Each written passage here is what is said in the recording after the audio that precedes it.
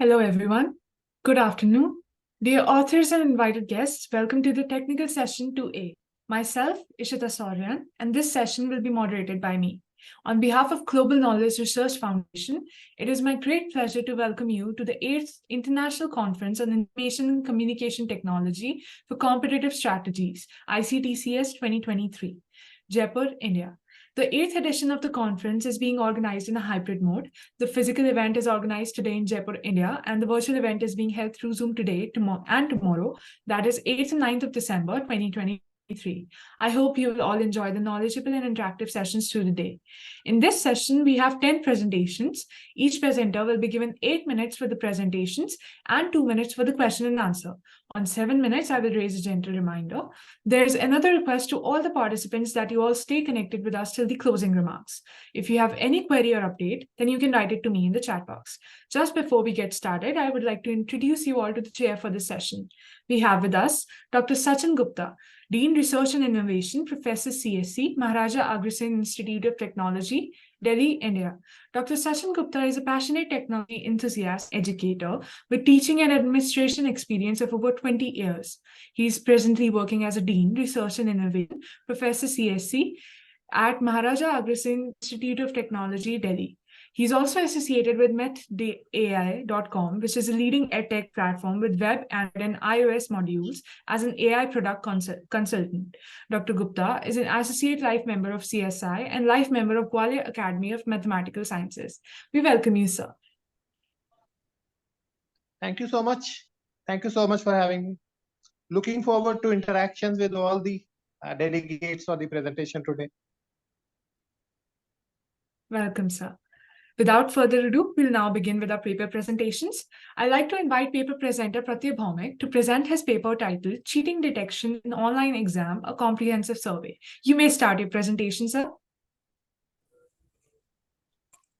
Thank you. I will start the screen share.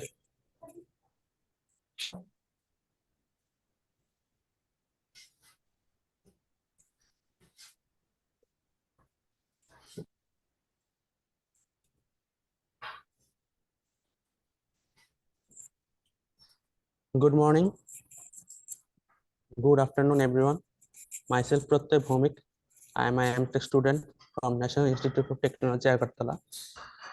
My topic name is Cheating Detection in Online Exam, a Comprehensive Survey.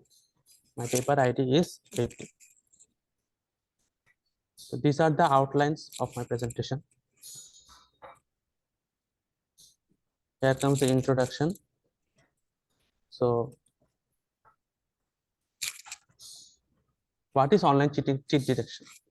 Online cheating detection refers to the use of technology and various methods to identify and prevent academic dishonesty in online learning environments. So, why online cheating detection? So, these are the primary reasons. These reasons include preservation of academic integrity, then fair evaluation of students, fostering a culture of honesty, and enhancing learning environment. Motivation and contribution. My motivation: fair assessment, ensure fair evaluation of students. Credibility, maintain the value of degrees. Integrity, promote genuine learning. Efficiency, allocate resources effectively. Then deterrence, discourage cheating attempts. My contribution includes identification of cheating measures during and after the exam, documentation of preventive measures for cheating to denote the research challenges in this field. Background of cheating detection. These are some points like demand surged, posing cheating challenges, advanced tools adapted for cheating detection, methods evolved in the digital learning landscape, real-time proctoring ensured assessment integrity. AI played a key role in spotting cheating patterns, striking a balance between security and privacy. Adaptation ongoing to address emerging challenges. Reasons and types of cheating. Some of the main reasons are intense pressure to excel in highly competitive academic settings, the fear of failure, insufficient preparation, time constraints, disinterest in the subject matter, past successful cheating experiences. Types of cheating. Types of cheating includes some main reasons. These are the types of cheatings. Copying from other students during exams, using cheat sheets with hidden information, secretly communicating with other students, using the internet or online resources to find answers, plagiarizing content from external sources, having someone else take the exam on one's behalf, submitting pre-written answers or essays, writing hidden notes on body parts or clothing, altering exam papers or questions, accessing unauthorized materials during the exam. These are the types of cheating. Then comes the detection measures for cheating. During exam, these are the main detecting system. These are proctoring services. Then comes randomized question banks. Time limits that include implement time limits for exams to discourage students from seeking external help. Then comes analyze patterns and anomalies. This figure shows the detecting measures during exam. After exam, review exam results and look for unusual patterns. Run plagiarism checks on exam submissions. Address any confirmed cases of cheating with appropriate consequences. Lastly, encourage reporting of academic dishonesty. Preventions of online cheating. Here are the preventing measures, which includes communicate clear academic integrity policies to students, educate students about the importance of academic integrity and the consequences of cheating. Ensure well-defined exam rules and guidelines are provided to students. Create varied exam versions with randomized questions and answers. Implement secure exam delivery methods such as password-protected platforms or sealed envelopes. Consider having proctors observe students before the exam if possible. Number 7 is run plagiarism checks on assignments and essays before the exam. Then comes encourage students to ask questions and seek clarification on exam content to reduce anxiety and uncertainty. Analysis and research challenges. Analysis. The analysis of online cheating detection methods is a critical undertaking given the increasing prevalence of online education. Maintaining academic integrity is the digital learning environment is paramount, and our rigorous assessment focused on ensuring the accuracy and reliability of these measures. Our goal was to distinguish genuine academic performance from dishonest behavior by minimizing the occurrence of both false positive and false negatives. Research challenges. I have faced the challenges of online cheating detection and carefully addressed these obstacles to maintaining academic integrity in digital learning environments. The dynamic nature of cheating techniques necessitated the continual improvement of detection measures, while ethical concerns surrounding data privacy and constant demanded thoughtful solutions. Furthermore, I have considered social and cultural factors influencing cheating behaviors and detection measures in diverse educational settings. Conclusion. Online cheating detection stands as a critical linchpin in upholding academic integrity within the digital learning landscape. The comprehensive analysis of various detection methods entails a meticulous evaluation of their accuracy, reliability, and ethical implications, striking the delicate balance between preventive measures and the creation of a positive learning environment is imperative to foster a climate of trust and academic honesty. These are some main reference from which I have taken the help. Thank you.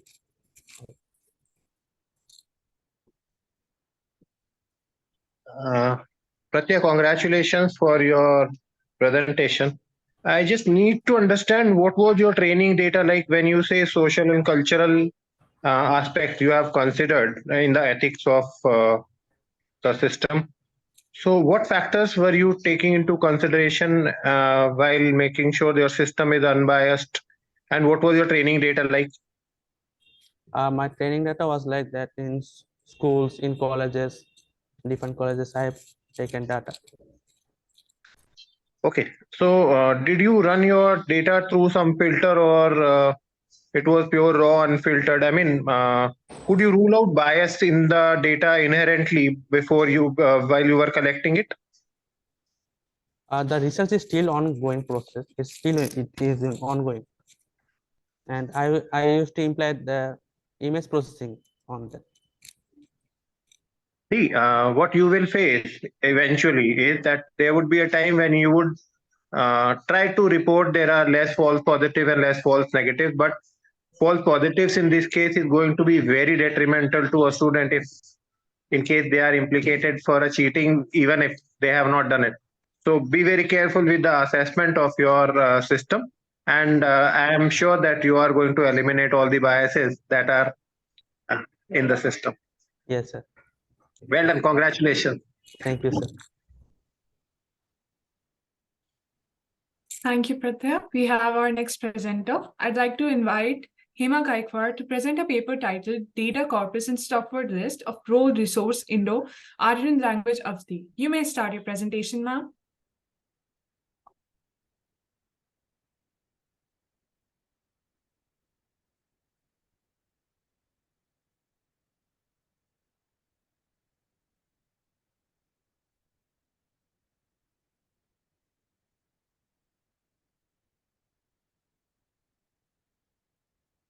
It seems we do not have ma'am present in the meeting. While we wait for her, I'll go with our next presenter, Nirav M. Patel, with his paper titled Enhancing Failure Performance of RCC Beams Using Finite Element Analysis in Fiber Reinforced Polymer, FRP. You may start your presentation, sir. Good afternoon. Am I audible? Yes, sir, you're audible. Okay, I will share my presentation. Sure, sir.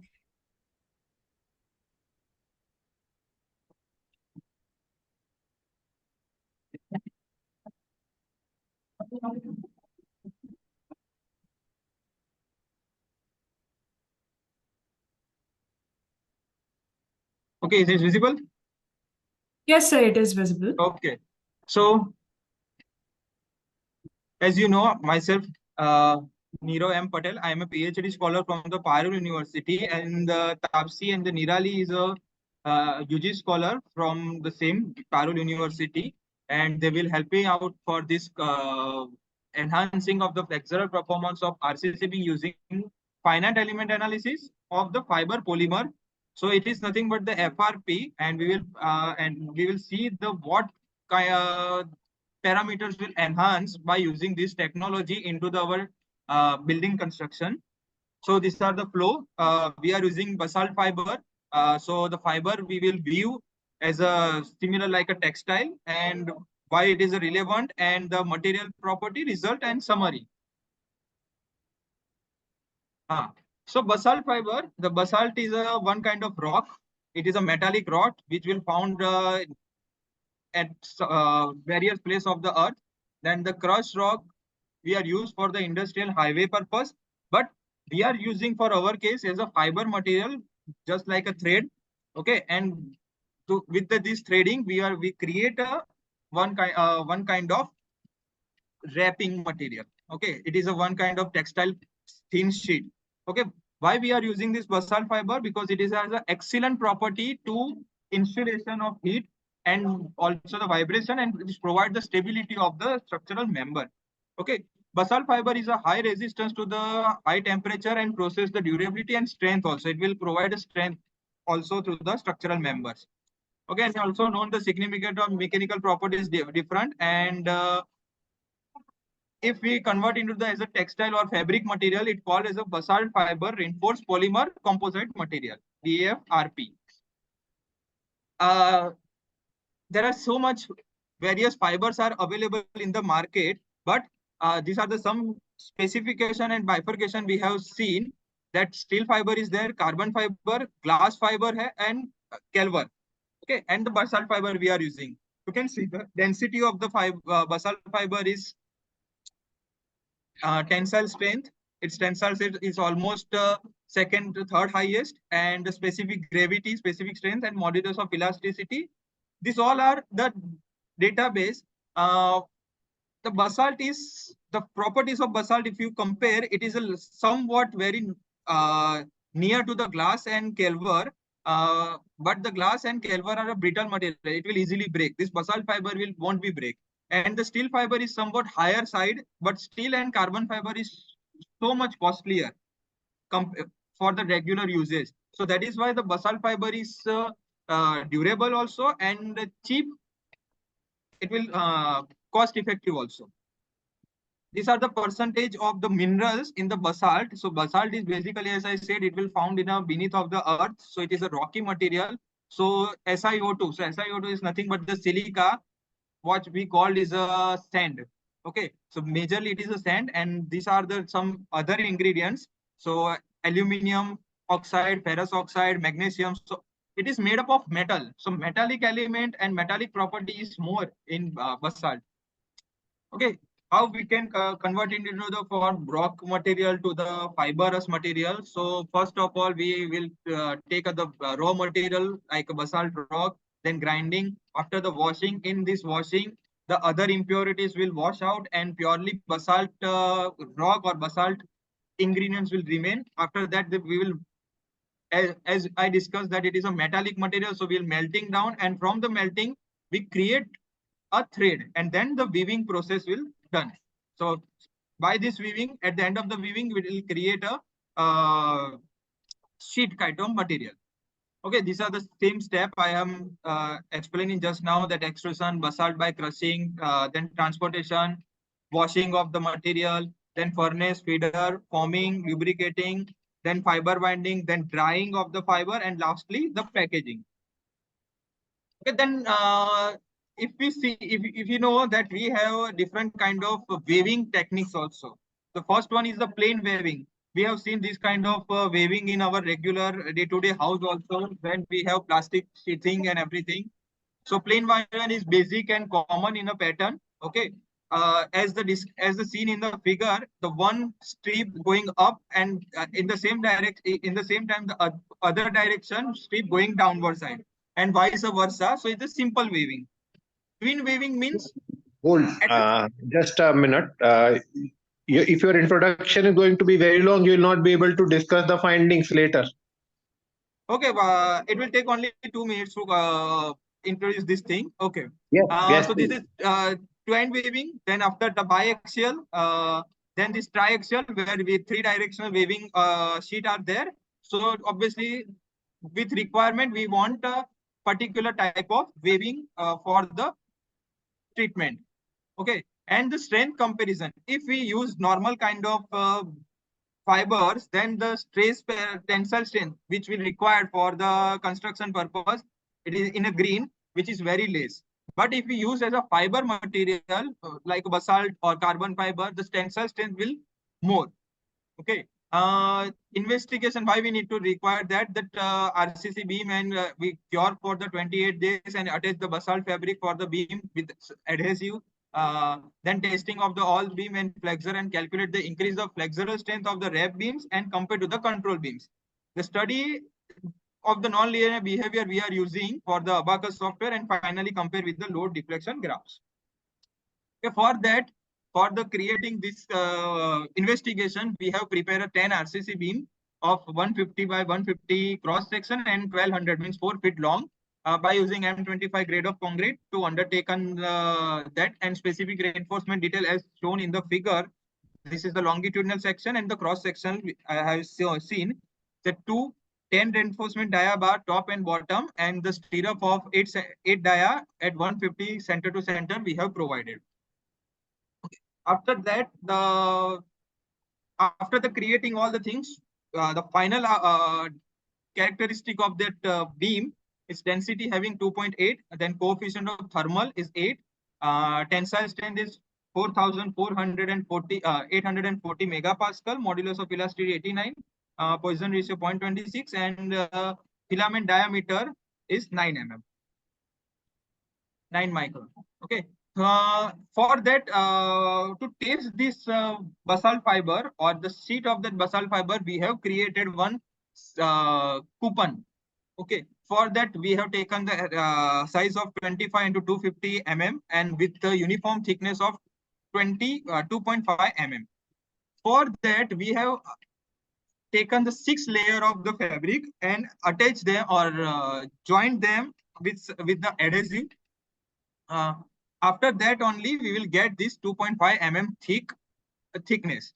Now the total weight of this 6 layer fabric is 181.2 grams, and the total for that we require the resin, that adhesive resin is 300 grams, and we have created a 100 to 10 ratio portion, so we required 30 gram of resin. So these are the, and we have allowed it for 24 hours. So this is the coupon which we have means layered that we have created, and the width of this is 25, thickness is 2.3 mm, maximum load carrying, that is tensile, it is 19.83, and due to that the tensile strength will achieve, that is 324. The normal concrete has tensile strength of 3 only, but for this its tensile strength is 324, so 100 times better tension capacity if we apply it.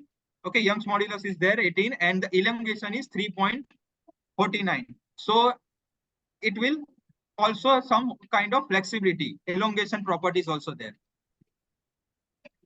Okay, this is some nomenclature we have used. So we have 1, 2, 3, 4, 5, 6 types of beam is there, with single layer, with double layer and 45 degrees sideways, with double layer at bottom only, with double layer is U shape, single layer vertically, and the vertical strip on the 3 sides. So these are the figures what we have wrapping material.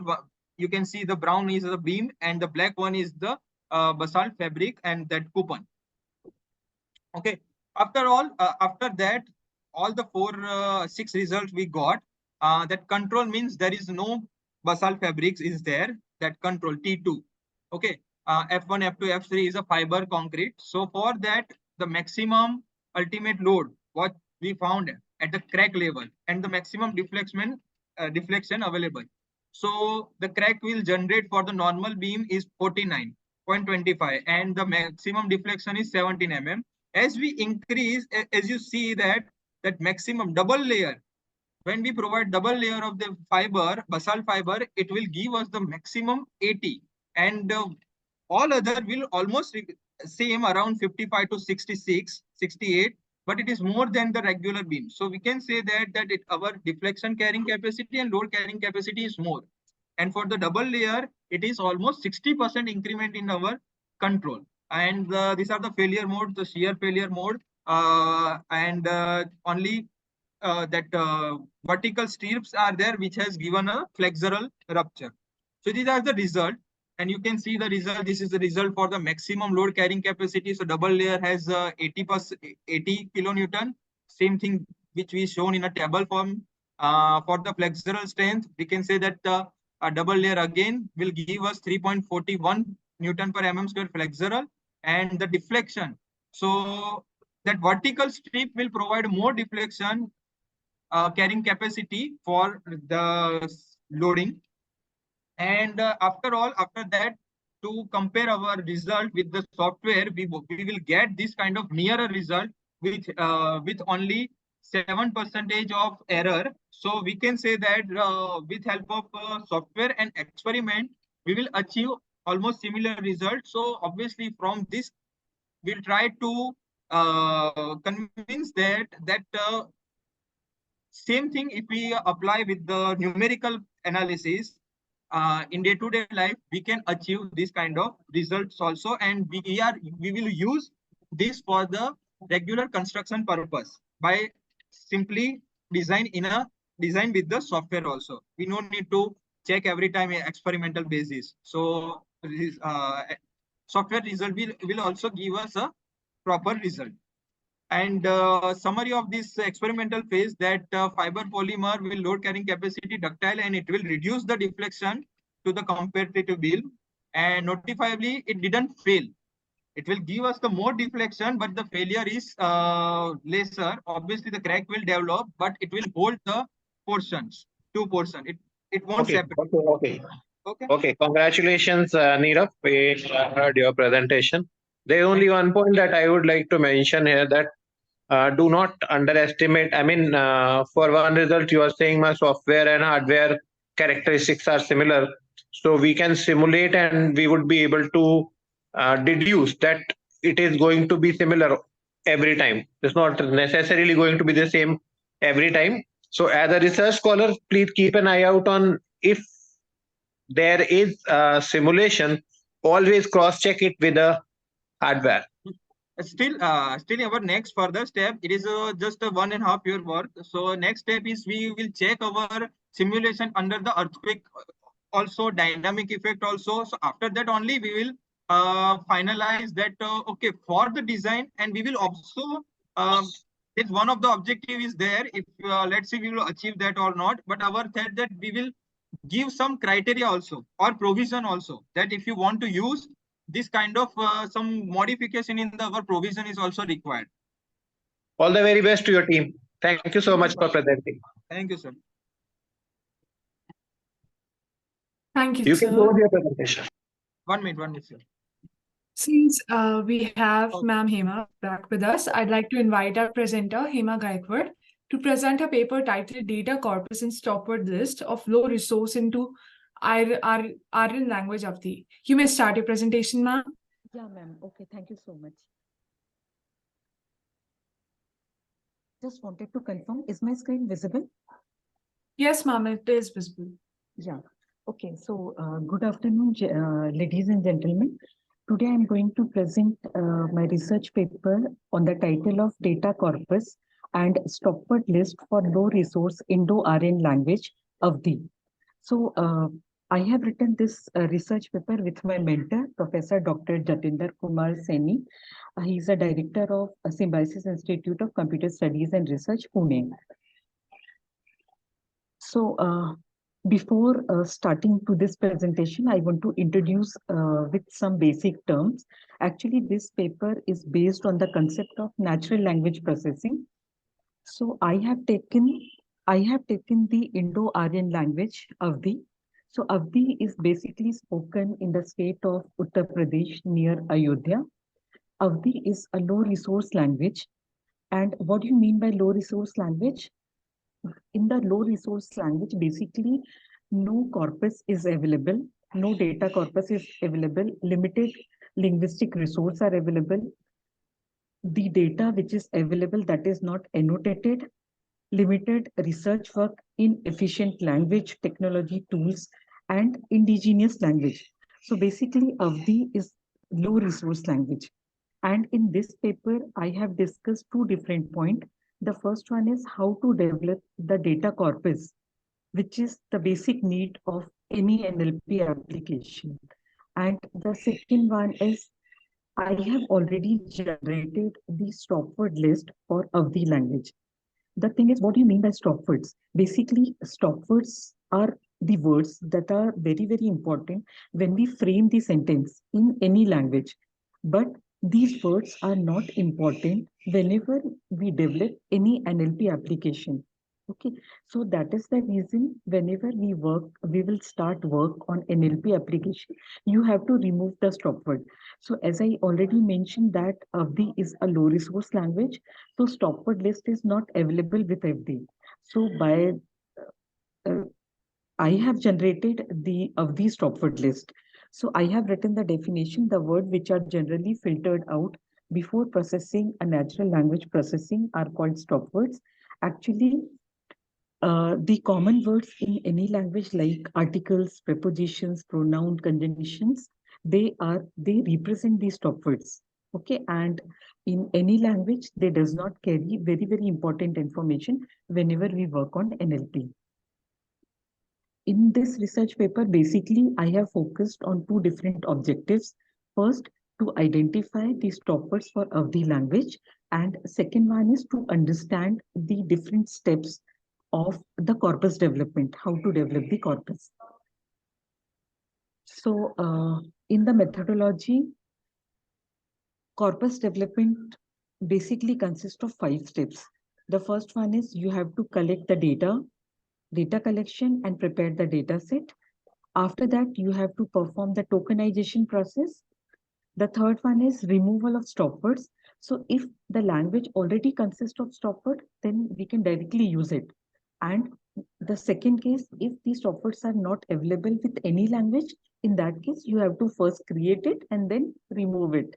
So in my case, the stop words are not available. So I have created and then I have removed it. The fourth step is linguistic annotation. And the last one is the corpus encoding. So in this research paper, I collected the data corpus from the epic Ramcharitmanas. And this is for your information, the Ramcharitmanas, Hanuman Chalisa and other the epics, they are written in the language Avdi. Thus, as I told you, the second step is tokenization. So what do you mean by tokenization? Tokenization means whenever we break the sentence into different words, they are known as tokens. So I have taken the complete Ramcharitmanas, and in this Ramcharitmanas, there are total 1,12,649 tokens. And in Avdi, the stop words are not available. So I research it. I find out the stop words for different Devanagari languages because Hindi, Avdi is the dialect of Hindi. Okay, and Hindi is written in Devanagari script. So I have identified the stop words that are available in Devanagari, and later I converted because I know Avdi. So I converted all these words into the Avdi language. So after compiling, after integrating everything, I found 201 stop words, and that words I have verified from the language experts also. For linguistic annotation, I have used the ILMT text set. There are different, but ILMT text set is very, very important, and the people, they use it. And the last one is the corpus encoding. So for corpus encoding, I have used the UTF-8 format. And what is UTF-8? That is Unicode Transformation Format. And the result of my paper is these are the words. These are the words, 201 words I found in the Avdi. So that is the overview of my paper. Sir, any questions? Okay. Hema, congratulations for the work that you are doing. It's the Indic languages corpus is hugely in demand everywhere because people are looking forward to understanding the culture and the translations for the scriptures that we have. That would be possible only when we have some corpus which is giving like yours. My only concern would be that what happens when there are some words which are coming as a part of a sandhi. Sandhi, okay. This would be a challenge that you might have been facing, or you might not have. Sir, whenever I receive word, there are so many words where sandhi is available. Sandhi means joining of two words, right, sir? Yes, exactly. Yeah, okay. So whenever I was researching the words of these stop words, in that case, I received so many words where the sandhi is available. So because as I told you earlier, in stop words, basically, yes, in stop words, we'll consider only the article, prepositions, pronoun, conjunction, etc. So directly, I have not considered the sandhi wale words. I considered only these words that represent the stop words. Okay. Would you be making this a part of your work later? Yes, sir, because I'm doing my PhD work on this. Okay. All the best. All the best for your work. Yeah, thank you. Thank you so much, sir. Thank you, ma'am Hema. We have our next presenter. I'd like to invite Mohammed Hassan to present his paper titled Improving 5G Networks, Average Capacity and BAR by Using Uncooperative Underlay and Cooperative Interweave Cognitive Radio, NOMA and MIMO. You may start your presentation, sir.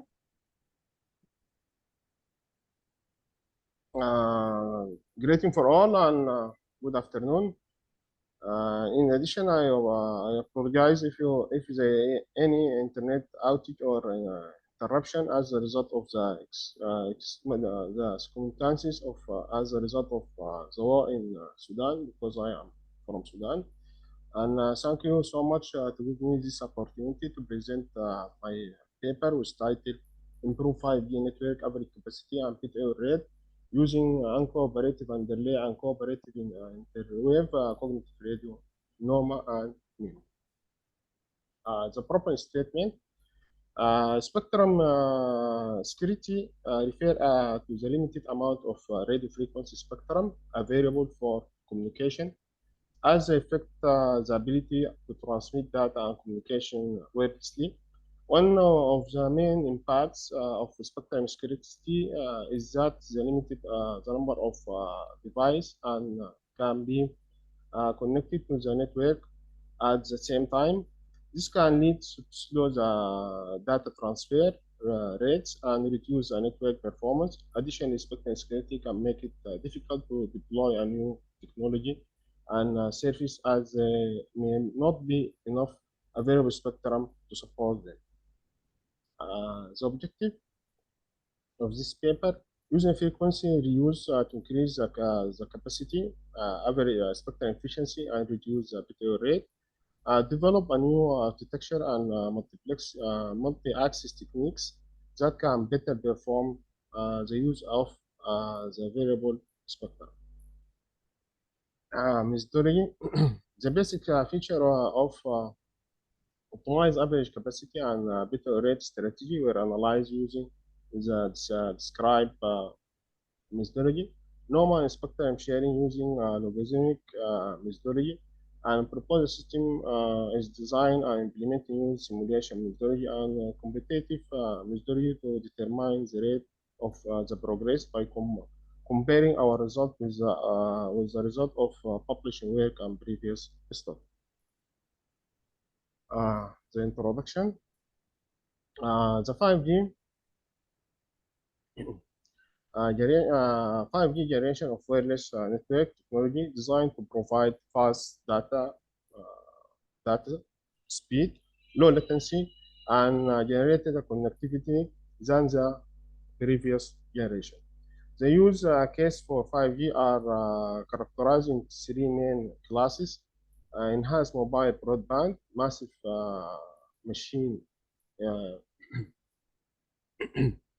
massive machine type communication, and ultra reliable low latency communication. It is intended to support a wide range of application and services. One of the most important innovation in the use of access methodology is multiplexing technique that allowed multi-user to communication over a single wire or wireless channel. Multiplexing, often known as access approach, comes in two primary types: orthogonal multi-access (OMA) or non-orthogonal multi-access (NOMA).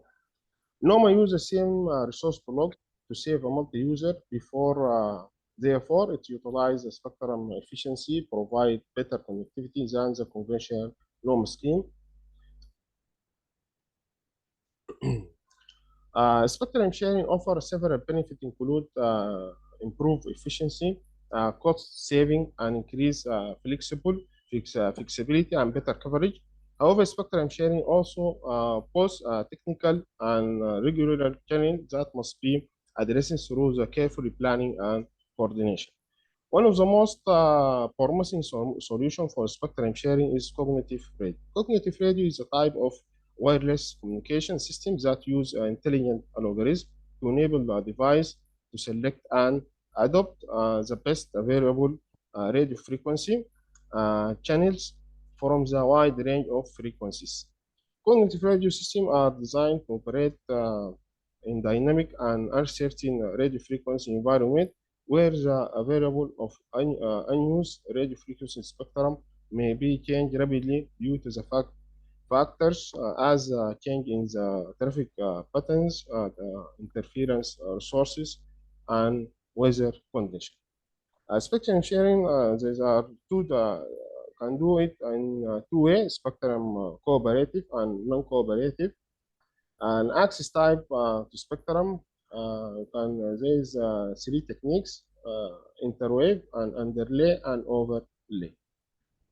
The innovation impact of the proposed concept of this study can be summarized as following. The study proposed the integration of emerging techniques like NOMA and MIMO with the context of 5G network. This presents an innovation approach to address the challenges of the future wireless networks. The concept is supported by the details quantitative assessment that considers various network topologies and size. This provides reports events of how these techniques can enhance average capacity and bit rate under particular conditions. The study taking into account a critical factors such as excessive interference cancellation, unstable channel, and impact of relay fading on performance. This demonstrates a competitive comparison understanding of real world challenges. By addressing this requirement of 5G network and mention this integration of emerging techniques, the proposed concept has the potential to lay the foundation of a future generation of wireless network, make it an innovative and forward-looking approach. The system model, we have the unique NOMA power domain NOMA with 6 users. User 1 is a far user, and user 6 is a near user. User 1 base station give him high power, and user 6 is give him low power. This one, the same model. Integration is uncooperative and delay cognitive radio network. And here, when we use cooperative interwave cognitive radio network, the result, as shown in figure 4, average capacity against transfer power. The best user is user 6. This average capacity of 70.8 bit per second per hertz. After that, following 5 user 5, 4, 3, and the last one is user 1. Here, when you use the first model, uncooperative and delay cognitive radio, we found that still user 6 is the best user. The average capacity of it is 20.3 bit per second over hertz. And when compare this result with the previous result, we found that the improvement by 6% of best user. And here, when you use the second model, use cooperative interwave. Also, still the user 6 is the best user, and get 21.9 bit per second over hertz average capacity. And when compared with the first model, NOMA, conventional NOMA, we found that the improvement by 10% for 6 user, for user 6. Here for we calculate bit error rate against transfer power. Still, user 6 is the best user, and get 4.2 times 10 to minus 3. This is a bit error rate. And here still user 6 is the best user, and get 5 times 10 to minus 3. the video rate, and here user 6 get 4.510 times 10 to minus. Okay, Hassan. Yes. Great presentation. I just wanted to understand one thing before you Okay. close. That you are testing it for 6 users. What happens when you scale it up by a factor of, say, 50? If your system has 300 users, would not there be too much interference if they are in the close vicinity? I cannot catch your question. If there are a lot of users, I mean, if you scale up the system, if there are a lot of users in close vicinity to each other, would this Yes. approach still work? Yes. Because there is non-orthogonal system. I mean, there is no orthogonality, there is no cancellation happening. Yes. Yes. Yes. Okay. The technique of norma, when we use norma, there's the same frequencies, the same times, the same everything the same, not the previous time, not like OMA. Here, the difference here in you can differentiation between user by power location coefficient. Every user has a unique power location coefficient related to the distance between user and base station. Here, Agreed. That is my question basically. If let us say there is a some fair or some fete or some congregation where there are a lot of people, in that case, would the system still work? Okay. The bad thing of norma, you cannot save a lot of people, a lot of users, not like OMA. Here, the disadvantage of norma, because for this type we use only one condition, power location coefficient, that differentiation between users. When we use norma, we can I make some paper and some research. We combining norma and OMA. For example, I use OMA type of OMA time division multi-axis and integrate it with norma for increase the number of norma users. I hope Thank you. Thank you so much. Okay. Got it. Thank you so much. Congratulations. Thank you so much. Hassan, you can Thank you, close Sir your Mahbub. presentation.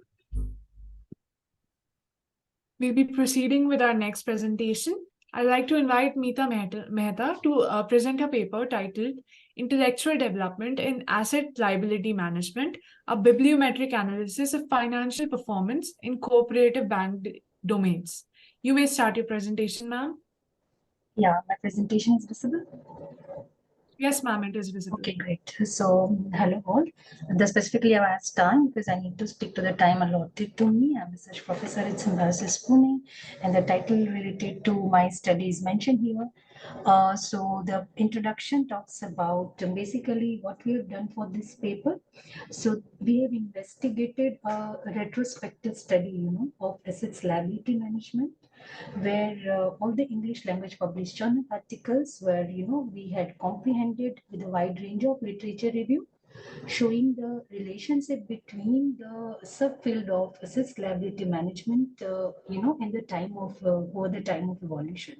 So through the network map analysis based on keywords, we created and we provide, a structure to this literature. Of course, this was the joint work, and mainly we worked, from 2005 to 2021.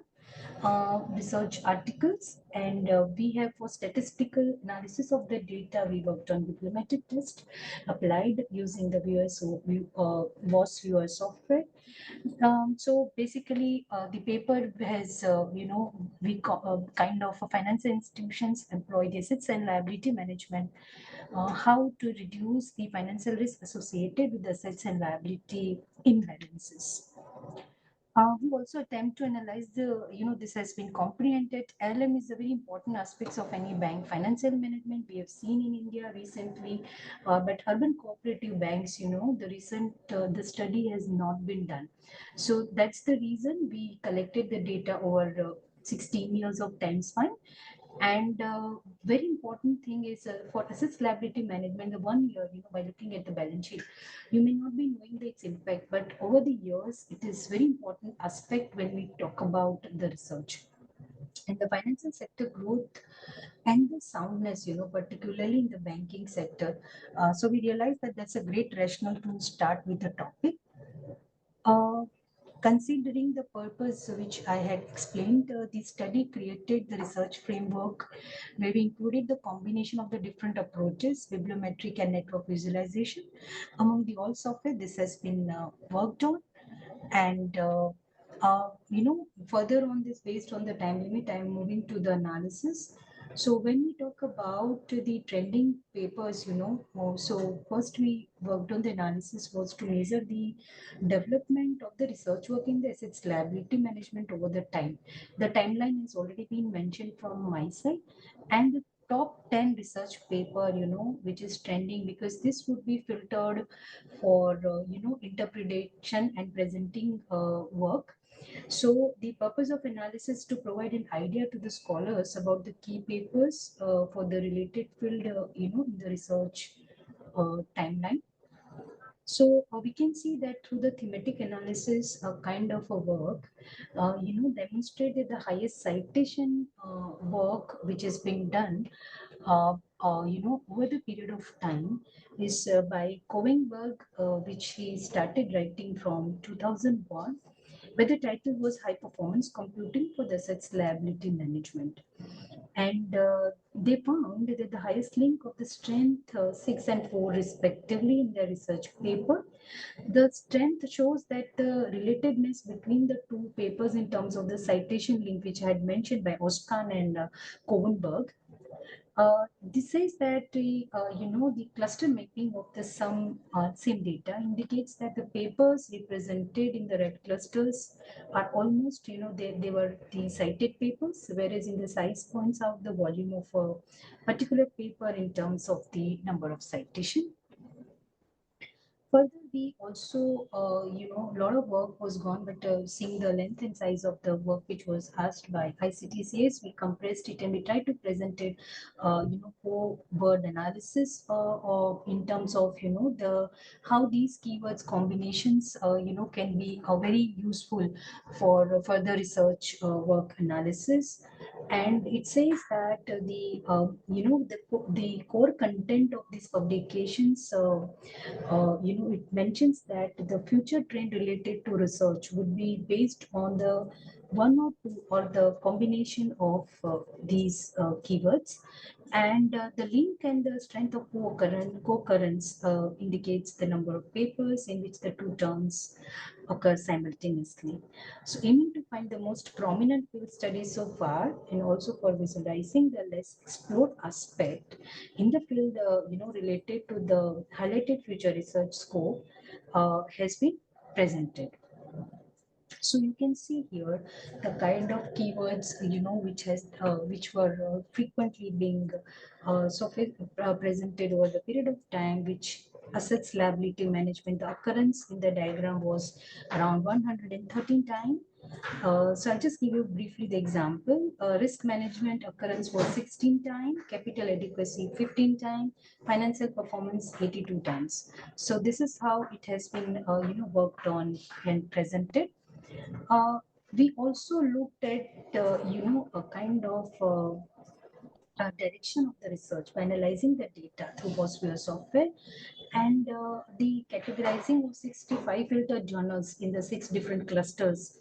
And we see that, besides thick and thin lines of connecting the work, The strength of the co-occurrence among the items, the word like assets, liability, and what all I had mentioned to you, portfolio selection, portfolio optimization, life insurance, and efficiency, frontiers, solvency. So these are the kind of the clusters generating lines, where the green cluster, the green closer rather, seeming a considerable bond with the word such as profitability, banking industry, return on assets, and so on. Now I'll take you to the very important aspect of our study, which talks about the density visualization. So the scholar who is not able to present today, I am presenting on her behalf. So density visualization highlighted some of the different aspects of selected data, which you can see here. Generally indicating the density of an item. So yellow color is visible. You can see that is visible when the related items of a point are larger in number, and also their own weights are comparatively higher. So assets liability management and the assets management, financial management, these are the keywords where were also supported by Van Eyck and Wolfman research citation I have mentioned. So those items were surrounding keywords certainly higher in numbers and exhibits strong connectivity. So the above analysis of addresses the kind of researchers in how to carry out the research further in the area based on such analysis. This is what the last diagram co-citation analysis, where we had worked on post-citation work, and it represents it represents the highest 80 citations linked to 50 links, and 94 links is strengthened, showing the work has been captured with 50 different authors, and this is a very never-ending, very detailed explanation of the work. It needs a lot of time, but yes, the kind of research citation with this paragraph shows that Berger and Demer Kunt, which has been total string length is a 1110 link is presenting. So the study finds that the concept of assets liability management, bank performance, and the profitability has been growing rapidly, obviously by changing economy and the kind of circular economy which wants a sustainable performance attaining the SDGs. So on the other hand, the comprehensive list of the keywords used in this research process aims to cover the critical and the pervasive area of research. Moreover, the most prolific author have been discovered by analyzing 745 papers. So this research also stresses increasing, solvency level by taking advantage of the market opportunities within the acceptable risk parameter. So such interest rate risk and exchange rate risk. So these were the keywords where the research is really going faster. So this is what I had to say. These were the references which have been used. Yeah, over to session chair for any question.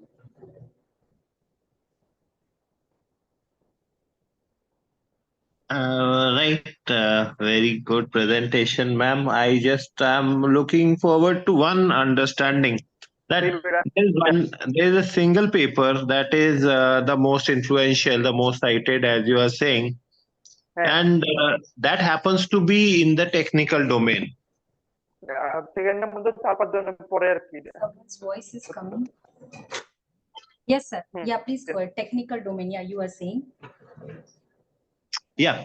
So what I'm saying is that could you actually find that if we had eliminated, if we had taken this out of consideration, then would there be any difference in the results that you would have got?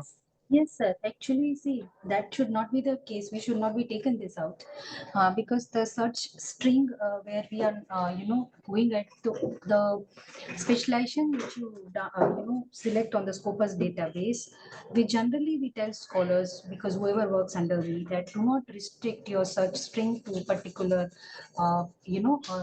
subject or the areas, because the wider the thing, better would be the results. So that is something very important thing we tell. Of course, what you are saying is correct, but that would not serve the purpose of getting the wider keyword.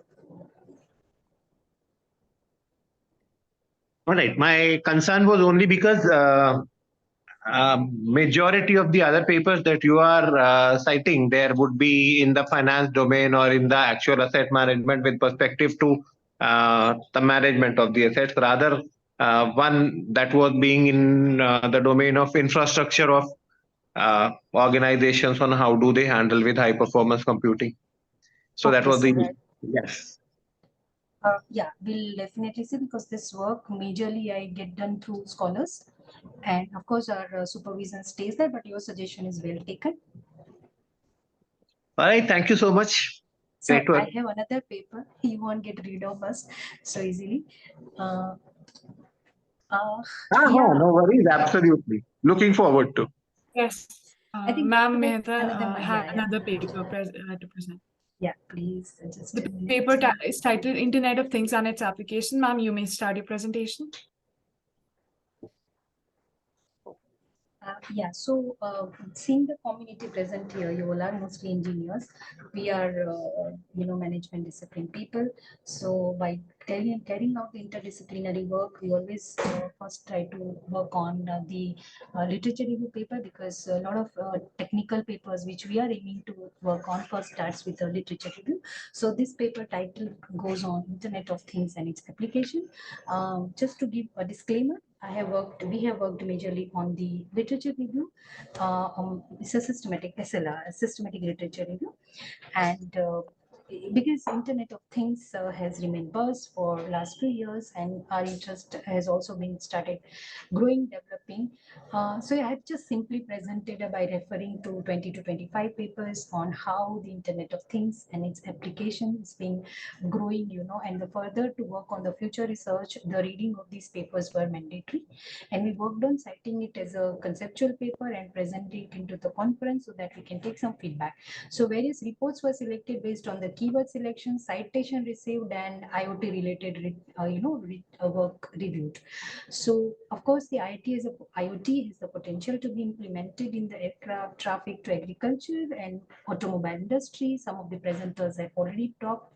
So the rationale of taking that, it generates a lot of curiosity, but a lot of businesses are going to invest over the period of time. The market size is increasing, and so as the non-technical people are also growing their interest in writing and researching about IoT. So the application of almost in smart cities, some of our papers had worked on smart cities also in my the past researches with some of my key authors. Innovative healthcare, and something one of my author is worked on the healthcare area. So we have seen the papers again, sir, not too restricted to particular discipline, but their application to various areas, not only engineering. We have read and cited here. So, of course, the application of all these into healthcare and smart cities needs the interface, human interface to an extent, but the IoT will remove the dependency on the human and development computing network. So recently, a lot of people are talking about placing the IoT server and cloud, keeping it on cloud and all that. We were reading it. Technical aspects also we have read to understand the nuances, what was being presented in the paper. So main objective of this article were to understand the Internet of Things concept and undertake the SWOT analysis of the Internet of Things for studying various academic literature amicable on the open source, primarily secondary database, and the authors have analyzed the literature on multiple parameters, including SWOT analysis, and presented the finding. So globally, the IoT is emerging as a trend, bringing the intelligence and automation to a variety of applications. And certain things I have already mentioned there. But some of the authors have also mentioned that the advantage of, technology areas such as broadband internet access to wireless communications, embedded computing is also becoming part of everyday's life. And we have seen that some of the advanced countries are heavily dependent on that. So internet with the real world, time as item presence of various areas, of course, includes environmental monitoring, smart homes, industrial processes, and health, monitoring. Some of the applications which we studied were agriculture, industry, environment safety, smart cities, healthcare, monitoring and ensuring security, including the security in terms of the highly intellectual things. I IoT and its application, further we mention some of the research work which says that cloud computing provides us, scalable storage and computing resources for seamless connectivity. And machine learning and AI enables, we know the difference between AI and IoT now. So especially the IoT procures a kind of data which AI enables them to for the predictive analytics and automation in the IoT system. So improving operational efficiency across the broad range of sector, it is always a welcome approach, which has been cited by these authors. Smart devices feed data to their customers. So this article has mentioned that the solutions for few security issues like confidentiality in which the content will be, because we worked on a SWOT analysis, you kind of approach for a systematic literature review. So they've said that, yeah, of course, there would be some threat issues, especially when we talk about some privacy issues. So they says that it will be encrypted and encryption keys will be required to access the content. The complex algorithm will be used for the encryption and retrieval of the data. So mutual trust among this client is utmost important. In the healthcare sector, with the help of remote monitoring and management platform, the information regarding the human body can be retrieved from the sensors loaded into the human body or surrounding space. So for community security systems, subsystems like property management and all that, which has been cited by this author. Of course, it is said that the cyber attacks and data breaches, kind of a work which has been covered by Zildov in 2014. It is essential to have a secure protocol that has been mentioned by Lu in 2020 recent work. A discussion is also provided in the security countermeasures. So moreover, for the futuristic threat like information leakage and privacy violations, the life cycle transition, the inventory attack arises from the evolution of the IoT and the Ning and Lu, again, 2012, the work should have been come up, sorry. The information architecture involved a sensor layer whose purpose is to extract the information, and the network layer whose purpose is to monitor and maintain the real-time configuration. Especially when we talk about India, they are spending huge money. In one of the research paper has cited that, this is one of the from the white paper. It says that 3.8 billion around, has been spent by the corporate sector to integrate their processes with the IoT. Implementing this technology will also increase the job. It is not like it is going to cut down the job. Challenges which a country like India would face is implementing, of course, we talk about poor transportation structure to socio-economic challenges.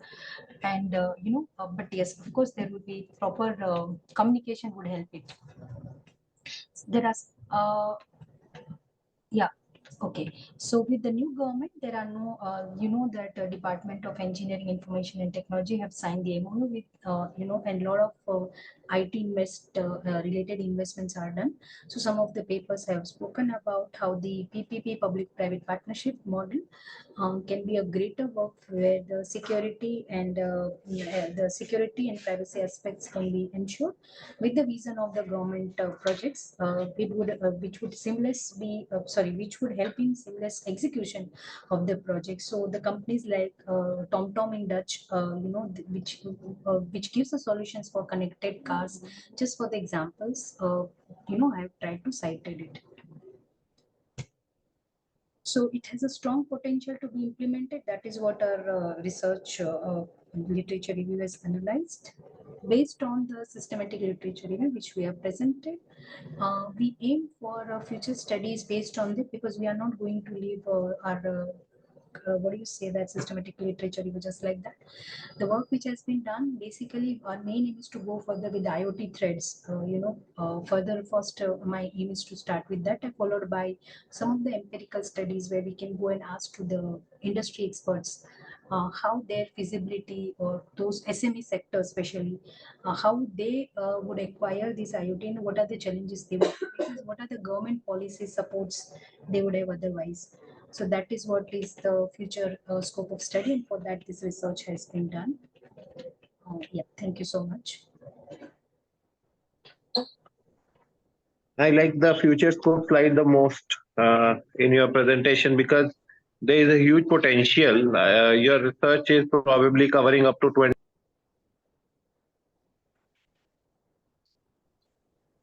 But the maximum amount of research in IoT happened in the last 3-4 years. So I believe that there is a lot of potential in the work that you are working on. Thank you, sir. Thank you, ma'am.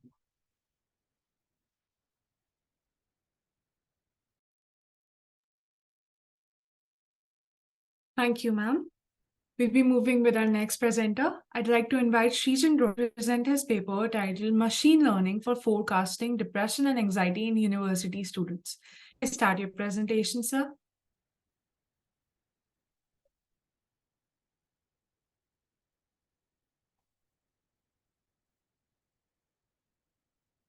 Hello. Is it visible? Yes, sir, it is visible. Okay. Good noon, everyone. I am Sijan Roy, and this is paper ID 19, and my research topic is machine learning for forecasting depression and anxiety in students. So, as you can see, these are the table of contents that I am working on, and now, as you all know that in university, the students face a lot of problems. They feel pressure due to peer pressure due to studies, and they have depressions and anxiety for many various reasons. For the other personal reasons also. So, for categorizing difficulty, the psychologists face a lot of problems for categorizing them in this categorizing them, and for it costs a lot of time and effort. That's why we have researched using 5 machine learning techniques that are logistic regression, KNN, decision tree classification, random forest, and stacking. For this reason, so that we can overcome these problems and categorize them properly, and also predict which one gives the highest result. For so that we can decrease the depression and anxiety of the student. So in introduction, as you can see, the anxiety or depression can be in many forms. It can be various, and it can be diverse and demographic. So it can be diverse in, for example, like ages, for different classes, or for different specific groups. It can be diverse.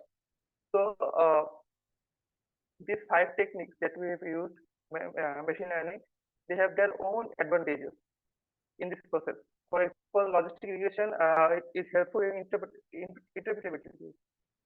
KNN for capturing local patterns. Decision trees for simplicity. Random forest for overfitting, reducing overfitting, and stacking for combining and enhancing the predictive methods. Now, these are the flowchart we have used for our research.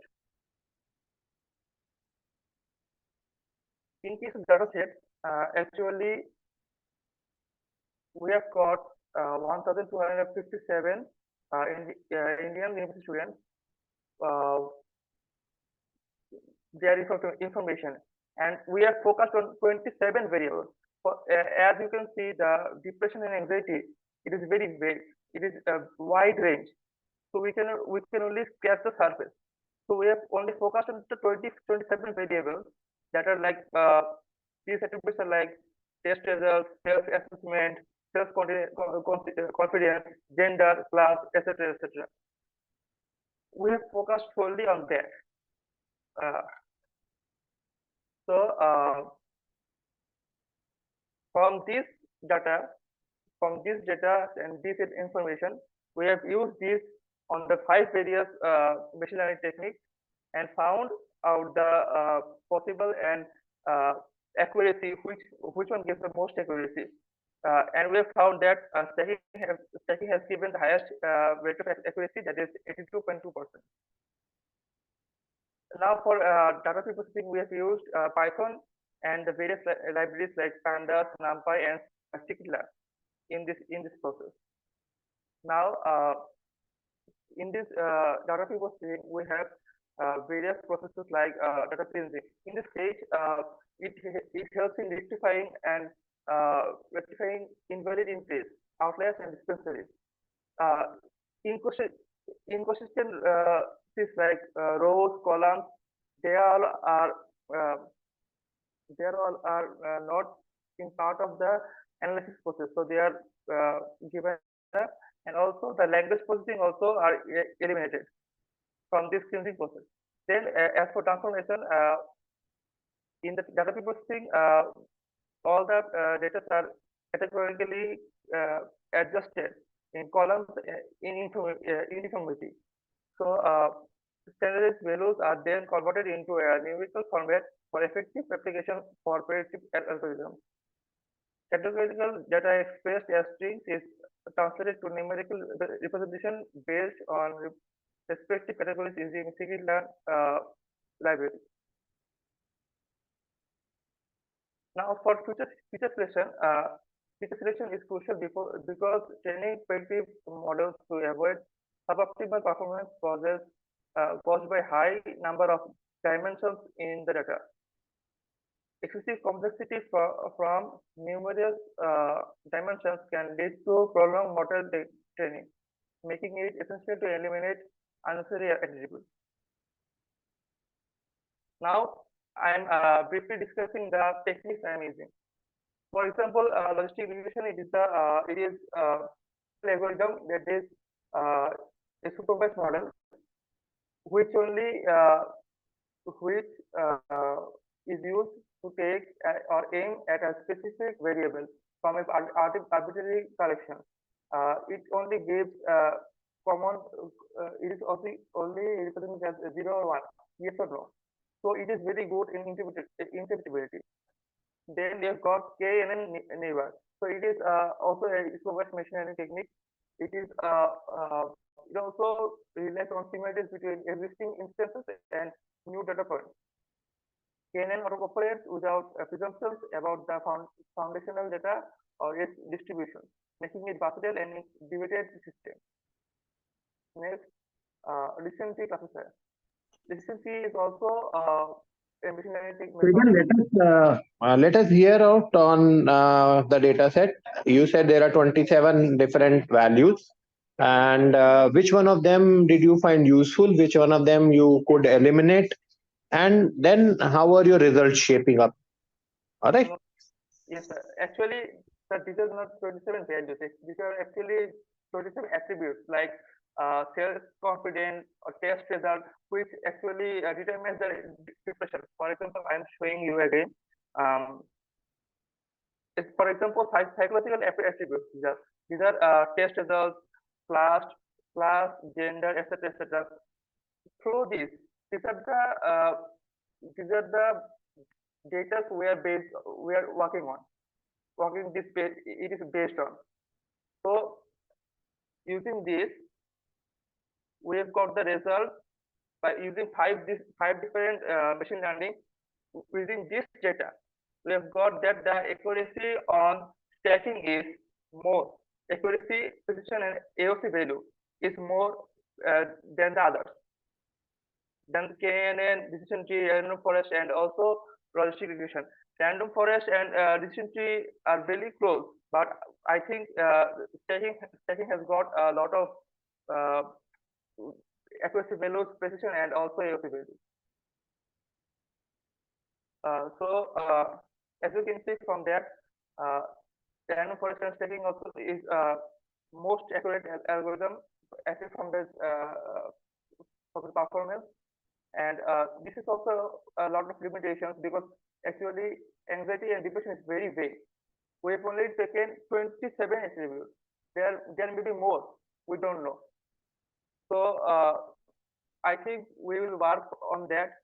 And for future scope, we are working on that. And we also, I think, we will include F1 score in the table also. And we will also try to get much more data. We have taken only 1,267 data. We'll work on much more data so that we can increase the values. These are the references I've worked on. And thank you for giving your precious time. Thank you, sir. Srijan, basically, where was the data in Kaggle from? What was the origin of the country? So it was based on University Students of India, actually. Uh, it was based on the data I viewed from Kaggle. These are all from India. Okay. So, would it not be better like that when you mentioned the future scope, socio-economic and cultural consideration? I believe it would be varying from country to country, maybe even within a vast country like India. It may be varying from state to state also about the mental health, between institution to institution as well, because there are some A-grade institutions like IITs or NITs. There almost so many suicide being reported from the premier institutions. So I think if you let go of the Kaggle data and collect it from your own amongst the premier universities, you will have a very credible research which is going to go a long way in making this issue very prominent. Yes, sir. Thank you for your considerations. Thank you, sir. All right. I will try to work on that. I will try to get the details from universities. Actually, it was the first project I was working on, so I will try to improve it, further improve it, and use the real details and from the colleges or universities they are close. Okay, sir. You already have the survey questionnaire, you just have to implement it well. That's the basic thing. You already have the algorithm developed, you already have the survey questionnaire. Sending it out to people who matter and getting the results collection, that is the only work that would be. All the best. Congratulations. Thank you, sir. Thank you.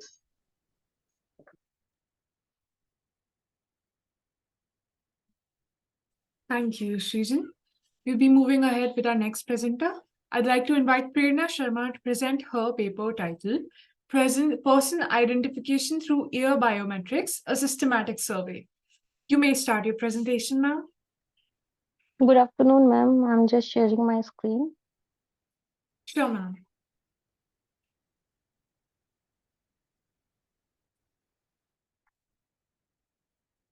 Is it visible?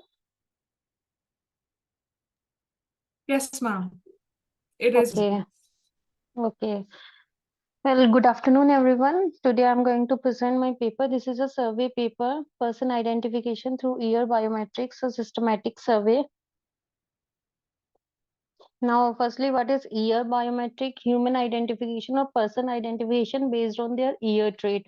Actually, there are two kind of biometrics, physical one and the behavioral one. So ear trait comes under the physical traits of the human being. It can be done in two scenarios, constrained and unconstrained. In case of constrained, the background is predefined laboratory kind of condition. So you can say the uniform background where there is no occlusion or no disturbance. And in case of unconstrained scenario, there can be occlusion through ear, basically occlusion like blurry mazes, illumination changes, pose and angle variations, or there are occlusion due to hair, ear accessories, so that you can identify the ear or detect the ear correctly. Right. So in the literature, we can see that ear shape is stable between the age of 8 to 70 years of a person. In the growth years, 0 to 8, basically ear shape is just keep on changing, and after 70 years of age it is also keeps on changing. Ear is a passive biometric. Passive biometric means no user cooperation is required. So in case of surveillance, it is very beneficial. You can take the picture of a profile face image or side face image of a person without his or her knowledge, and you can use that for person identification. It is a contactless biometric, means no physical touch is required. So it will help in prevention of the spread in the COVID virus and all. And it is also free from skin discolorations, expressions, makeup, mask. If you are covered with mask, that is also beneficial in case of ear biometrics. So now a basic ear biometric system flow is like this. My paper is also follow this kind of flow. These are some benchmark ear data sets I have listed in my paper. These are both from constrained and unconstrained, both kind of data sets that in the detail we can see the nature of the data set having what kind of unconstrained scenario is Priyanka, can there. you What, move your slides are static. Can you move them? sir, I'm keep on moving actually. Wait. Now it's Yes, visible. now. Fine. Okay. Just actually, I think there is a full screen, so that's why there is not keep on moving. Okay, this is the first one. That is the introduction part of ear biometric, what I said. This is the flow diagram. Now it is keep on changing, right? Yes, ma'am. Okay. Yes. So this is the flow diagram of ear biometric system, basic flow diagram. My paper will follow this. And these are the standard ear data sets, IIT Delhi and IIT Kanpur. I have listed the number of images, number of subjects, resolutions, their nature, that what kind of occlusion they are covering, if they are from unconstrained one like NIT JEW dataset, basically NIT Jalandhar. Here in the wild, angle and pose variation, scale variation, their images left, right, and both profile face images and all. These are some images from those datasets. Now, the first step is the pre-processing step. So in case of pre-processing in the literature, I have reviewed that there are two kinds of pre-processing techniques. You can use filter-based approaches and intensity-based approaches. In case of filter-based approaches, there are approaches like smoothing and sharpening for noise reductions using filters. There are neighborhood processing, so you can extract the spatial information of the images. In case of intensity, if you are working on a grayscale images, you can convert the color to grayscale convergence is there, histogram equalization is there, and histogram normalization. That is according to your requirement. Now, in case of ear detection, both traditional and deep learning methods are used widely. In case of traditional ones, there are Hug transforms, particle swarm optimization, PD/CD approaches, that is pixel-wise ear detection, convolutional encoder-decoder network. These approaches are used, and in case of deep learning models, CNN, YOLO, RCNN gives also better results. And what I have analyzed in the literature, that according to the accuracy, CNN, YOLO, RCNN, basically deep learning models gives better accuracy in case of unconstrained scenario. Now, feature extraction, there are two kinds of features, handcrafted features and non-handcrafted features. Handcrafted features are generally used by the traditional methods, you can say like edges, center, angle, shape, etc., used by the feature descriptors like PCA, LDA, SIFT, SURF, and all. And non-handcrafted features are just CNN features. So in case of ear biometric constraint scenario and unconstrained scenario, I have categorized the person identification part in two things. In the case of constraint scenario, like in this paper, they have used a nearest neighbor classifier. They have used a snake model for pre-processing, just combining the point by point test detection and then a classification part and having the accuracy of 98%. As I can see in the literature, there is a lots of research has been done in the case of constrained one, and accuracy is also better. But in case of unconstrained, accuracy is not up to that mark, and researches are also keep on going. They are not much in the history actually, as they have used a 6-layer deep convolutional network on IIT Delhi and AMI. Both are constrained data sets and accuracy is also better. There are template matching approaches also like this one. So you are just taking the picture, basically the input, and just matching it feature by feature and point by point. That is a template matching approach, very traditional one, and also gives better accuracy. In case of constraint one, if your image is the occluded by the hair or ear accessories, or maybe it is blurry, so these kind of approaches will not give the better results. As in case of unconstrained one, if we will go, like there is a method called mid-wave infrared thermal band. If your ear is occluded by almost 80-90% of occlusion is there, you can use the infrared waves to identify the skin part, that is basically skin is a kind of thing that is produce the heat. So infrared waves identify that heat and identify that ear part below your hair. So that's why it gives that much accuracy, 72.73. Actually, they are working on their own data set.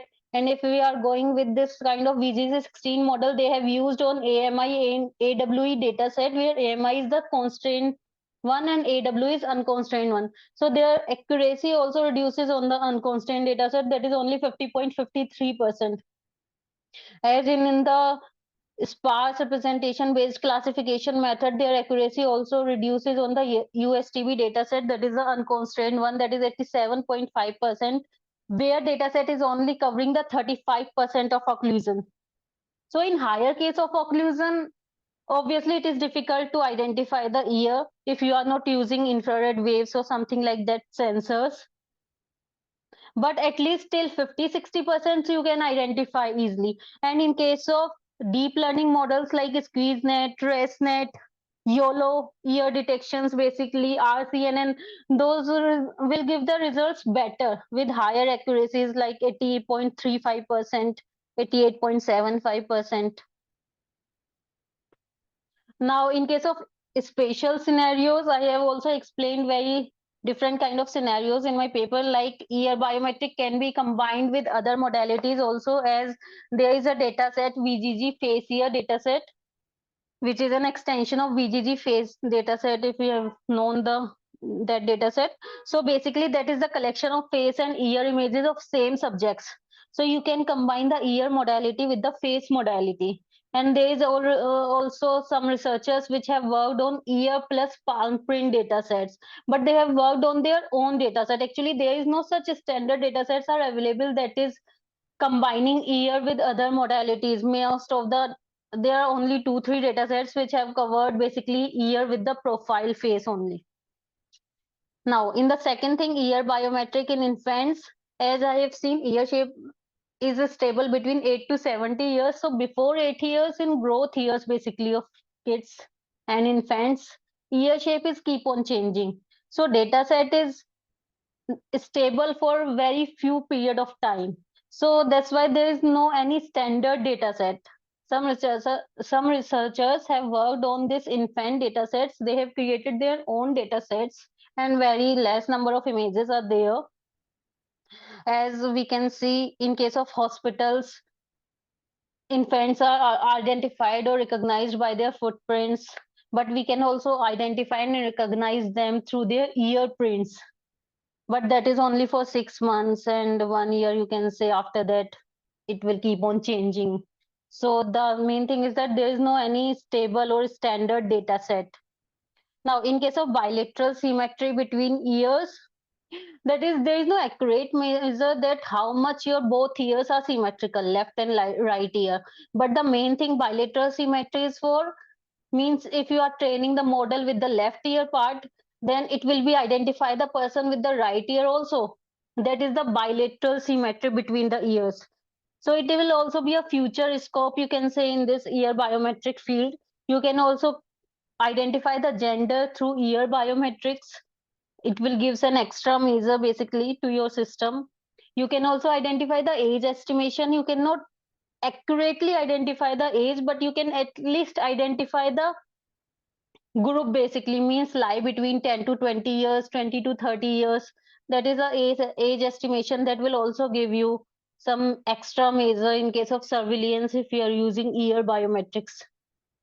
So there are some conclusions that mainly the most bigger conclusion is there's a actually era of in unconstrained scenario. Ear biometric in unconstrained scenario is having a lots of scope, future scope.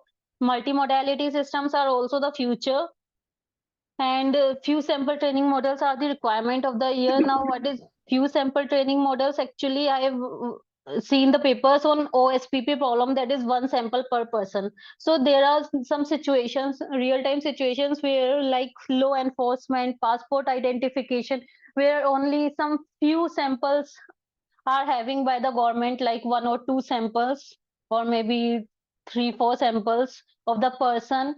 So if you're training your model with such a small number of samples, how will your model will give the accuracy? That is a few sample training models. That is also the future, basically. That with few sample images, training the model with few sample images, how your model will give that much accuracy. Now these are the references. Thank you. Thank you, Prerna, for presenting.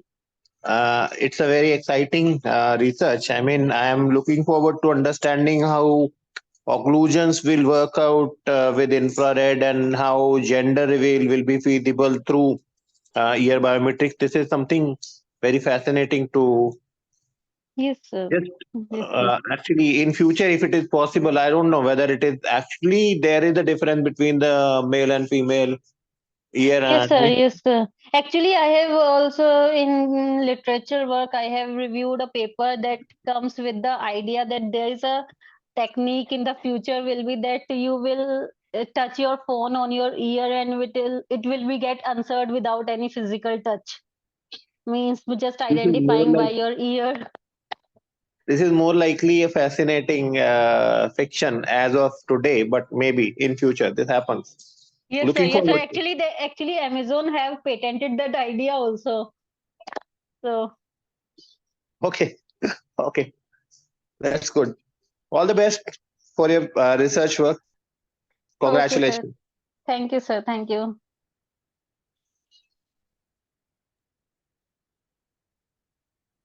Thank you, ma'am Prerna. We have our next presenter. I'd like to invite Gaurav Verma to present his paper titled Securing Information Based on Watermarking. You may start your presentation, sir. Is it visual?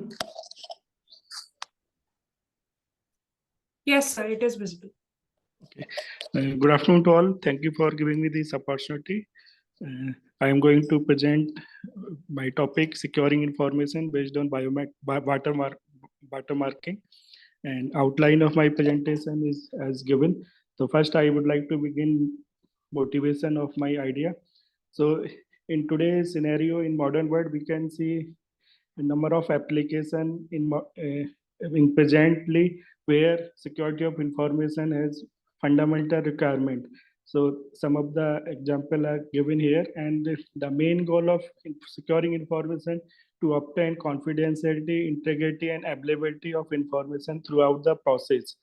So as we can see in our world, Aadhaar card is one of the most wide application where we can use our confidential information.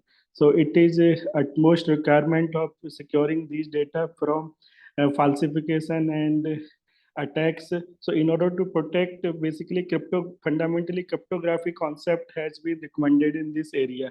So cryptography broadly classified into perspective semantic cryptography as well as asymmetric cryptography. As we can look from the diagram, in semantic key cryptography, the key that we apply to encrypt the information, which also need to require a decryption stage. So it has similar key for encryption as well as decryption.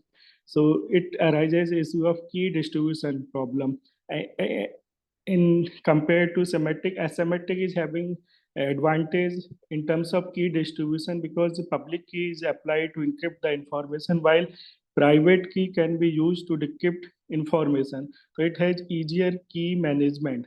So in domain of optics, the fundamentally the first the encryption, which is double random phase encoding method, was proposed, so which is considered just like a semantic key. So here the input image, which is encrypted by involving random phase mask key, which is represented here RPM1 and RPM2 at the input plane as well as the Fourier plane.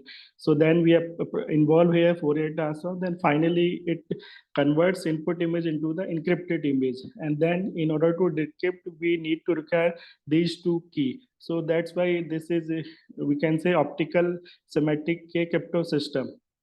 And recently there is one more variant which is we can compare with respect to the asymmetric key, which is known as phase truncated Fourier transform. Basically, the Fourier transform image we can represent just like in mathematical equation, which having amplitude as well as the phase information. So if we separate out these two information by, by applying truncation operation, phase truncation as well as the phase reservation. Phase truncation is having the only amplitude part, and phase reservation which having only the phase part. So we apply during the encryption our input image, then the phase reservation we can put as a key for decryption. So during the process D1 and D2 generated, which kept for decryption. Then in order to decrypt from the encrypted, so we use that key and then finally got our original information. Though it has, in terms of key distribution, advantage with respect to the previous method. So our idea is motivated by PTFT, and the proposed idea include one of the most important feature, which is wavelet scheme, which is digitally implemented. Basically, the digital discrete wavelet transfer we apply on images to decompose it in some subband. So this is the representation of two-dimensional at band decomposition level. The subband contain the frequency in terms of high, low, and diagonal frequency. The feasibility of wavelet as well as the PTFT scheme, we propose our idea. So in order to implement, we first require some random sequences which we generated through a MATLAB function, and then we apply the discrete wavelet transform. So because the discrete wavelet transform is decomposed into subband. Subband here we have shown here, just like a low frequency, high frequency, and diagonal and the vertical.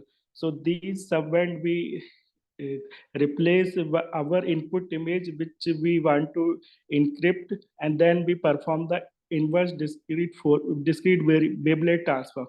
So finally it got these three images hide in through this process, and then further this we also termed as the watermark image that we process further in PTFT, phase truncated Fourier transform, finally encryption. So here the watermark image or watermarking process also act as an pre-processing layer that we added before PTFT, and then further we process the encryption approach. Then finally we converted this watermark into the ciphertext. During the process D2 and D1, we also obtain, which could act as a private key, which is entirely make suitable for decryption the watermark image. This is the decryption process. So in order to decrypt, we provide a ciphertext, and then we employ decryption key, and then we reach to the watermark image, and then further we apply our inverse discrete Fourier transform, and digitally we extract the input images. So these three images are opted for our securing, and then random sequence generated which is decomposed in subband, and then finally we replaced these subband by the image to be encrypted, and then we performed inverse DWT, discrete wavelet transfer. This is our watermark image, and then we further process into the PTFT. So this figure A represent the final obtained ciphertext, and during the process we also obtain a key, decryption key D1 and D2. So with the help of these key, we can only decrypt true information using correct key combination. Otherwise, we change the key order, we are not able to achieve the true information, just we get noisy information. And also we evaluated its performance in terms of mean square error as well as the correlation coefficient. And also we further evaluated in terms of noise robustness. Suppose we are going to send our final encrypted task to the receiver side. During that medium, it got corrupted by noise, so it will also test it. So based on this, based on these results, our proposed scheme shows robustness with respect to the noise also. And these are my conclusions. So here we propose triple image hiding by involving wavelet as well as the PTFT, and the involvement of watermarking process adds pre-processing that as an additional security layer for the process. And this the whole process also added nonlinearity, complexity, and it's heightened the security. And the performance in terms of, we evaluated in terms of mean square error, correlation coefficient, and also we tested with respect to the unauthorized attempt as well as noise attempt. These are some of references that I have included in my paper.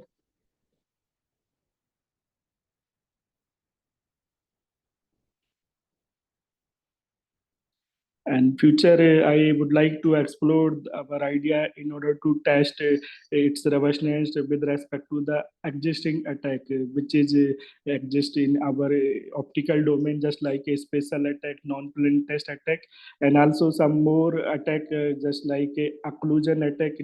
So that I am going to study in future.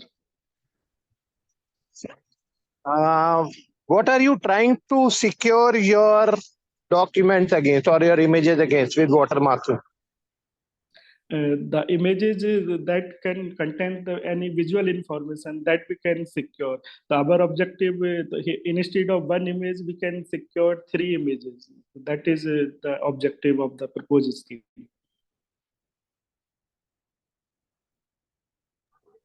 It's more for authentication rather. Yes, we can also add here authentication, because in order to add decryption stage, we need to require some more parameter, just like suppose Beyblade parameter. If we provide to during the decryption stage, that can also authenticate to the person who is going to assess the information, system information. Okay, thank you so much. Thank you, sir. Thank you for giving me this opportunity to present my research work.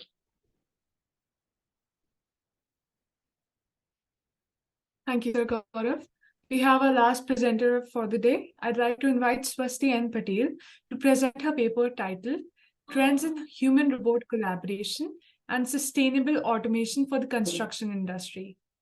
Ma'am, you may start your presentation. Thank you so much, ma'am. Is my voice audible? Yes, ma'am, you're audible. Okay.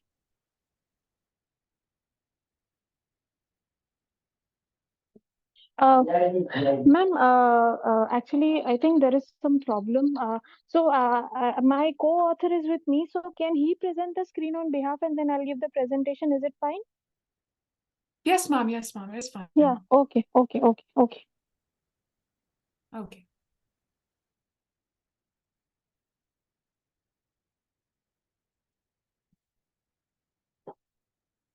Yeah.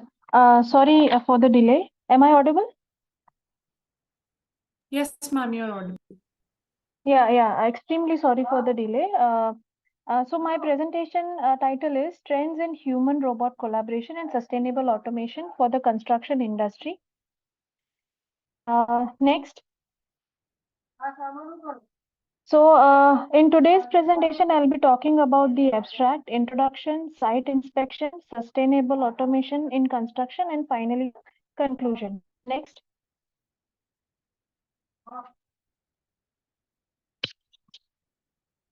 So talking about abstract, the construction industry plays a vital role in global infrastructure development.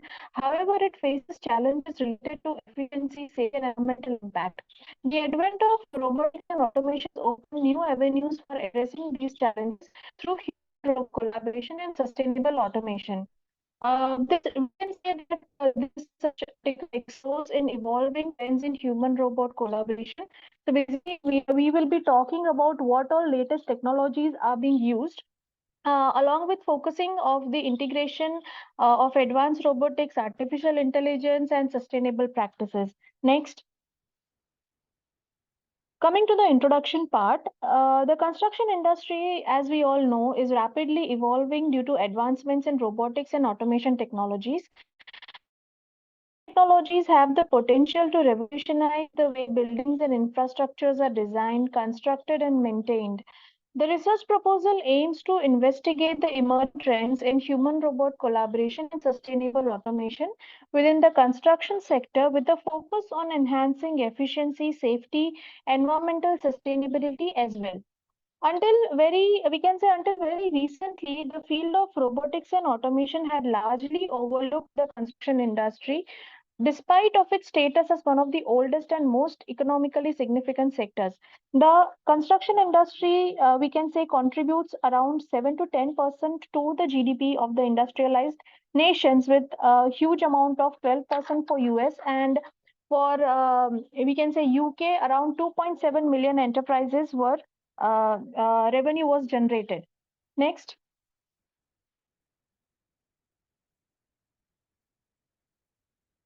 So talking about site inspecting robots, so this is one of the images that I had inserted, giving an idea that how a drone, a simple machine such as drone, can be used for monitoring of the machine. The construction sector, known for its intricate processes and labor-intensive nature, is undergoing revolutionary makeover with emergence of human-robot collaboration, also known as HRC. This innovative approach harnesses the strength of both humans and robots, assuring the unprecedented levels of efficiency and accuracy. So, why do we need that? One may ask, is that because safety is one of a paramount concern in construction industry, and it also takes a center stage in HRC. The robots adaptively navigate through the hazardous environments, handling tasks in confined spaces, at heights, and amid toxic substances. This reduces human exposure to the danger and elevates overall site safety. Next.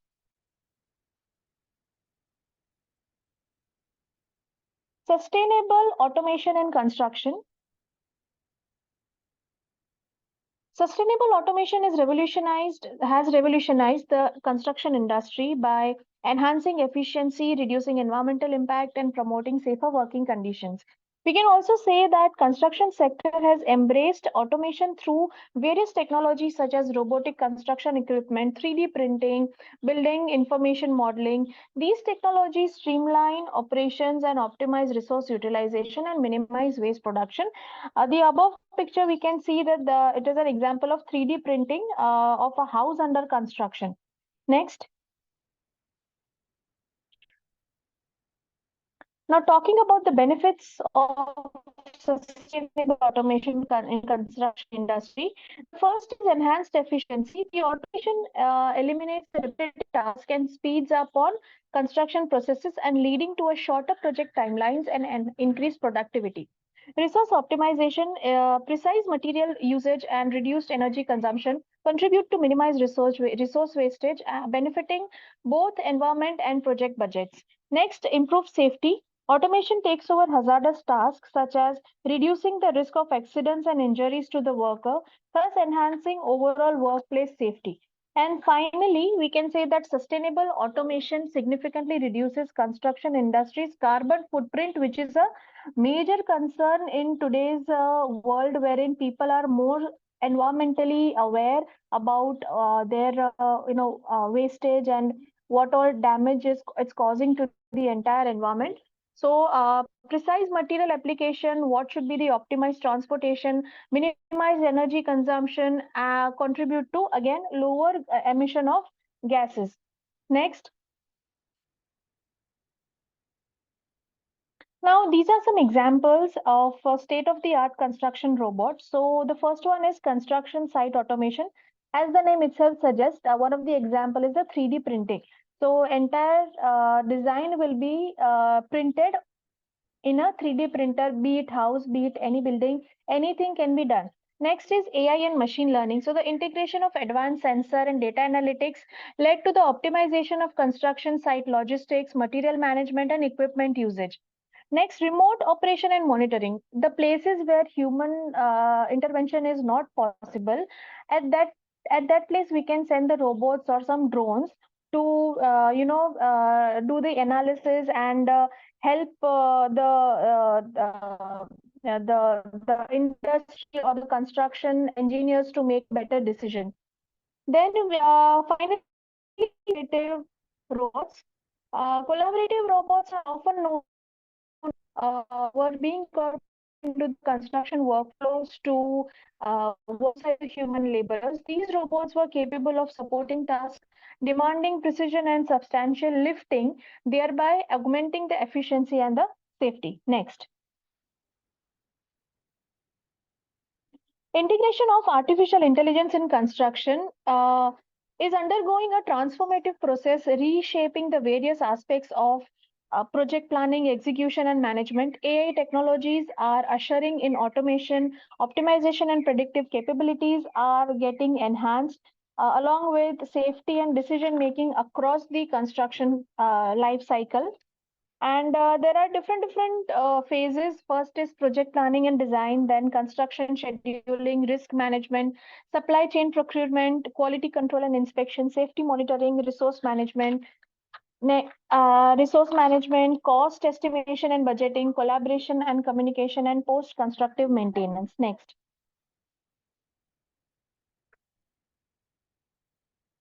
Yeah, so as I said that when we integrate AI or any form of artificial intelligence into the construction industry, at that time, various tasks such as heavy machinery lifting, developing of algorithms, and doing 3D printing and everything can be done in a very easily, but in a very skilled manner, because there is always a chance of human error. But wherein the machines are involved, their process, their algorithms, their methodology, everything is set.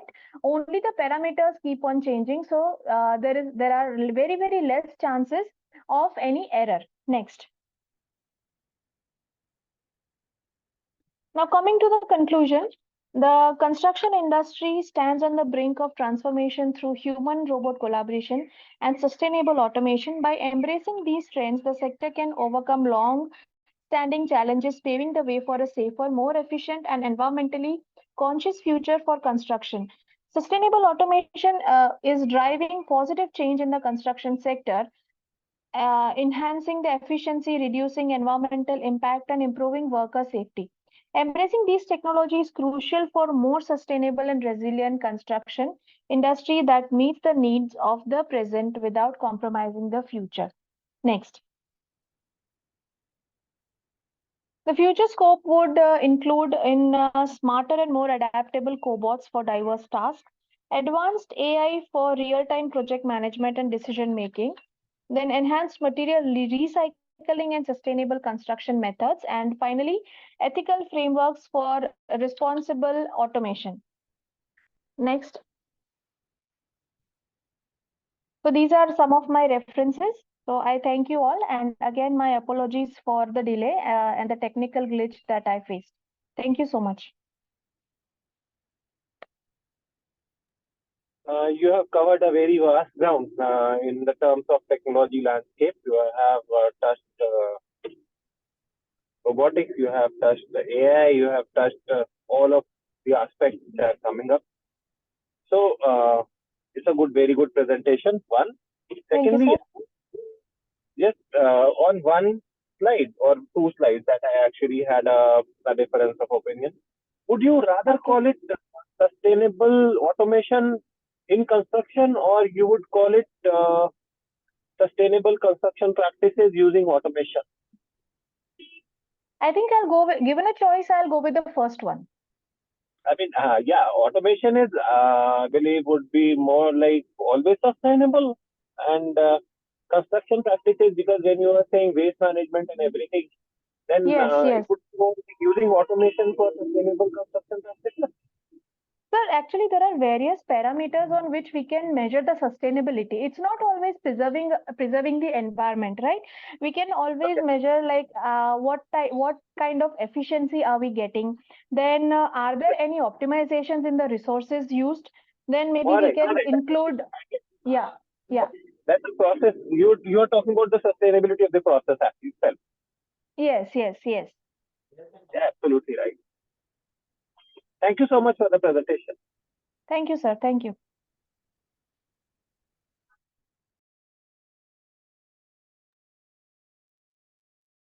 Thank you, ma'am. This brings us to the conclusion of the presentation. I sincerely thank our authors for their excellent presentations and contribution in this session, and all our participants for being a part of this international conference. I hope this session was informative enough. We, on behalf of the whole team, thank you for the support during the 8th version and previous 7 versions of the conference. We'll be happy to have the 9th version in 2024. All the presenters will be getting their digital certificates through email within 2 working days. Further, all the papers have been already forwarded to the Springer. The publication will be live with 6 months. We cooperate with the team of ICTCS 2023 until then. I also thank our session chair, Dr. Sachin Gupta, for chairing the session. A token of appreciation to the chair on behalf of Team ICTCS 2023, Global Knowledge Research Foundation and partners. Thank you for your valuable presence, sir. Thank you for having me, Anita. It's always a pleasure to hear young researchers speaking about their research. Thank you, sir. I now kindly request everyone to switch on the camera for a quick snapshot of the virtual conference.